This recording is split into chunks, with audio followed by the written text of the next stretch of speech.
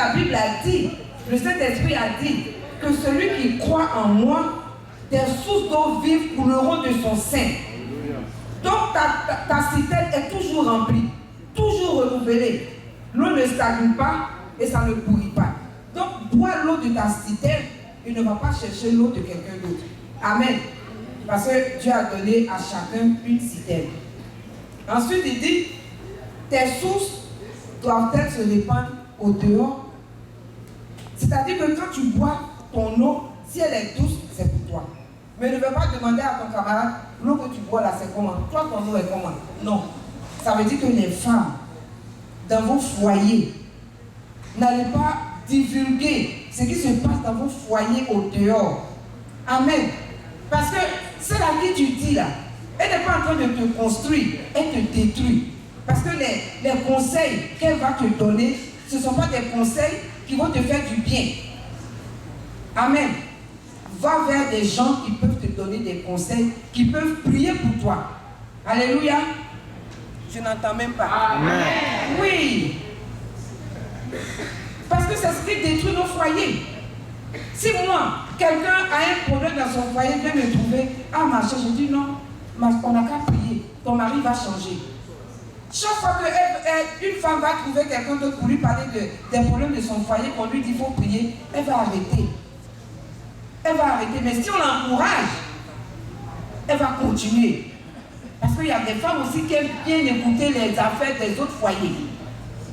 Amen. Ce n'est pas toujours qu'on veut entendre des choses. On dit, voilà, tes ruisseaux doivent-ils couler sur les places publiques? Ta vie privée à la maison doit rester privée. Une fois que tu sors, c'est fini. Tu deviens sage. Jacques dit que la langue là, on doit la dompter. Elle est indomptable, c'est vrai. Mais le Saint-Esprit est capable de dompter toutes choses. Amen. Donc la femme doit savoir tenir sa langue. Parce que je parle aux femmes parce que c'est rare qu'un homme aille divulguer les problèmes de son foyer dehors. C'est rare. C'est surtout la femme. Quand on va dans les salons de couture, les salons de coiffure, où des femmes sont réunies, c'est pitoyable. Les femmes chrétiennes doivent donner l'exemple. Quand elles sont dans les salons, elles doivent sortir des versets, discuter des versets, de la parole de Dieu. Comme Dieu a dit, nous devons nous entretenir par des hymnes et des versets, par des cantiques. Amen. Et quand vous faites ça, c'est votre esprit que vous renouvelez.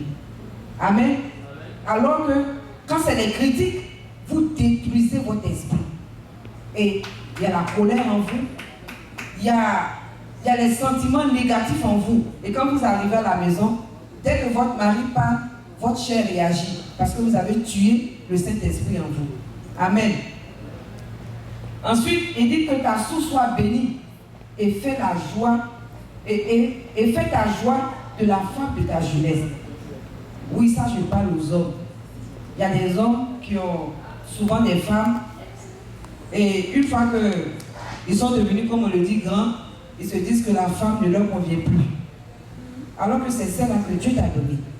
Donc, elle va te convenir parce que si tu l'entretiens, tu vas la relever à ton niveau. Ne dis plus qu'elle ne me ressemble plus. Non, elle te ressemble. Parce qu'avant, vous étiez même chose. Donc, c'est toi qui dois l'aider à venir à ton niveau. Amen. Et c'est pareil aussi pour la femme. Amen.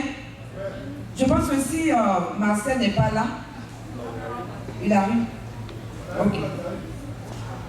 Ok.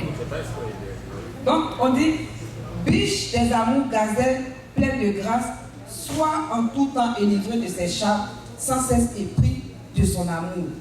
Voilà. C'est-à-dire que l'amour ne doit pas être, comme l'anglais le dit, boring dans la maison. Que ce soit la femme, que ce soit l'homme, chacun doit essayer de faire renaître l'amour. Amen. Ok. Donc, elle va terminer parce que le temps s'en va et il y a des bonnes choses qui nous attendent en bas là-bas. Amen. Alléluia. Amen. Je crois que je suis la dernière. Et tout a été déjà dit. C'est-à-dire que la Bible, depuis la Genèse jusqu'à Apocalypse. Mais moi, je viens maintenant pour vous. Nous sommes des hommes. Personne n'est parfait. Chacun a son défaut. Et ça, c'est comme ça qu'on a été créé. C'est Jésus seul qui avait été parfait, lui seul. C'est pour ça qu'il a souffert sur la croix pour prendre nos péchés. Mais maintenant, ce que je veux dire, c'est l'exhortation. Quand on dit, comme le dit Hébreu 13, verset 4, que le mariage soit honoré de tous et le lit conjugal exempt de souillure. Car Dieu jugera les débauches et les adultères. Ça veut dire beaucoup de choses. Nous sommes tous adultères. Étant depuis Ève jusqu'à maintenant, nous sommes tous des adultères. Mais qui peut nous relever si ce n'est pas Christ? C'est lui seul. Avec nos péchés, on juge. Mais pendant qu'on juge, nous aussi nous sommes jugés. Pendant que nous sommes en train de condamner, nous aussi nous nous condamnons. Donc tout ce que je voulais dire, c'est que Dieu nous aide afin que nous puissions surpasser cela. Et puis marcher dans la vérité, marcher dans la lumière. Parce que l'adultère, c'est quelque chose qui est très dangereux. Soit tromper ton mari, ou alors le mari trompe la femme, ou la femme trompe le mari. C'est quand même, c'est un peu difficile. Que Jésus nous aide. Que Dieu vous bénisse. Amen. Donc, on va demander au groupe musical de vous ambiancer. Et nous, on va s'apprêter pour venir vous montrer un bon ballet. En tout cas, apprêtez-vous. Après ça, on va maintenant manger. Apprêtez-vous, les femmes arrivent pour faire un beau ballet.